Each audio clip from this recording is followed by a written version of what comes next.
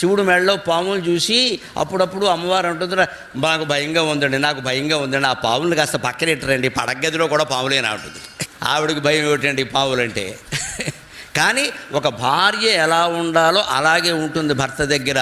తన ఐశ్వర్యాన్ని, తన శక్తిని ప్రదర్శించాల్సిన అవసరం ఏం లేదు. భర్త దగ్గర ఎలా ఉండాలో అలాగే ఉండాలి. బయట భర్త ఎంత గొప్పవాడైనా భార్య దగ్గర ఎలా ఉండాలో అలాగే ఉంటాడు. ఆయన అంతే, ఆవిడ అంతే. అందుకే సంసారం కలకాలం నడిచింది. ఎప్పటికీ పెళ్లి జరిగితే ఏదైనా పెద్ద దంపతులు ఎవరైనా కాస్త 70-80 ఏళ్ల వాళ్ళు వస్తే పార్వతీ పరమేశ్వరులు వచ్చారండి అంటాం. అంటే వాళ్ళలాగా కాపురం కలకాలం నిలబెట్టుకోవాలని అర్థం అక్కడ. ఎందుకంటే వీళ్ళ మధ్యలో చాలా విభేదాలు ఉన్నాయి.